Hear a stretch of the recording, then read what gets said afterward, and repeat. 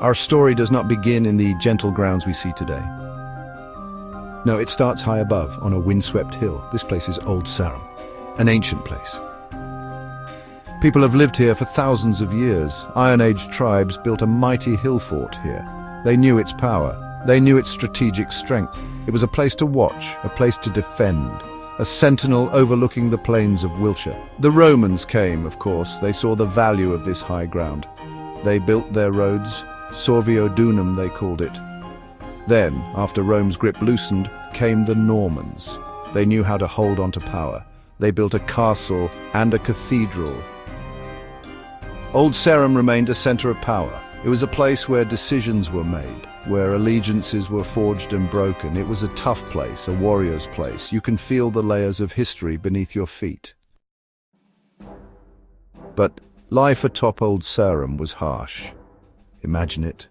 The wind, a constant companion, it howled across the ramparts, chilling to the bone.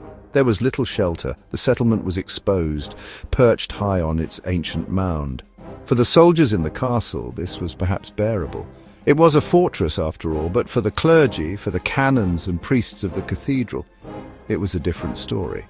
The bleak, windswept conditions were far from ideal for a growing spiritual community. One of the greatest challenges was water, or rather the lack of it. Old Sarum was a dry hill. Water had to be laboriously carried up from the rivers below. This was a constant struggle for the daily needs of a bustling community. In addition, relations with the castle guards were difficult. A hunger for independence started to surface. The cathedral had to be moved. The chosen location for the new cathedral was a stark contrast to the old fortress, down in the valley where several rivers converged, a place of water meadows, lush and green. This was to be New Sarum, the city we now know as Salisbury. It was a bold move, to leave behind the security of the hill, the ancient seat of power. But it was a move driven by hope, by the promise of peace and resources. Here there was ample water. There was space to build not just a cathedral, but a new city around it, a fresh start. The foundation stones for the new cathedral were laid on a spring day in 1220. By 1258, most of the cathedral was completed. What rose out of the meadows wasn't just a cathedral, it was a Gothic masterpiece. Soaring spires, pointed arches and stained glass that caught the light like jewels. The new Salisbury Cathedral was a bold architectural statement. The crowning glory of Salisbury Cathedral, its magnificent spire, wasn't part of the original 13th century design. It came later. Around a century later, in fact, between 1310 and 1330. This addition was an act of incredible daring. It soared to a breathtaking height of 123 meters, or 404 feet. To this day, it remains the tallest church spire in all of Britain. Imagine the skill, the sheer audacity of the medieval builders who conceived and executed such a feat. It transformed the cathedral's silhouette, making it a landmark visible for many miles across the Wiltshire landscape. Constructing such a colossal spire was a huge challenge. It added an estimated 6,500 tons of extra weight to a building that was never originally designed to support it. Remarkably, the cathedral's foundations are only 1.2 meters deep, with just gravel and water beneath. Salisbury Cathedral is also home to the world's oldest working mechanical clock, built in 1386. This clock has no face and was designed only to strike every hour. The mechanism is driven by falling weights, which have to be wound up once a day. Salisbury Cathedral is not just a masterpiece of stone and glass, it is also the guardian of a document that shaped history. Within its ancient walls, in the beautiful chapter house, lies one of the world's greatest treasures.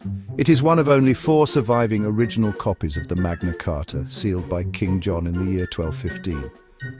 This fragile sheet of parchment, covered in Latin script, is a direct link to a pivotal moment in the struggle for freedom and justice. Its presence here elevates the cathedral beyond its architectural splendor. It becomes a shrine to liberty. What exactly is the Magna Carta?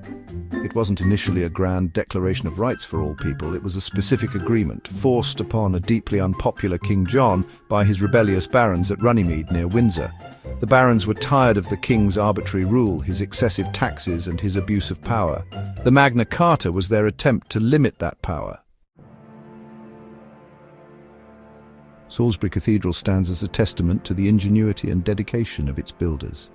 Its towering spire and resilient foundations continue to inspire awe and admiration to this day.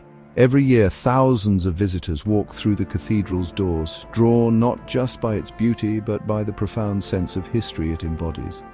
They come to see the Magna Carta, to reflect on its significance, and to be reminded of the timeless values it represents. In this serene and majestic space, the past and present converge, offering a place for contemplation and inspiration. Salisbury Cathedral, with its enduring presence, continues to be a beacon of hope and a reminder of the enduring quest for freedom and justice. And so, as we stand in the shadow of its towering spire and gaze upon the ancient parchment, we are reminded of the power of human endeavor and the unyielding spirit of those who dared to dream of a better world.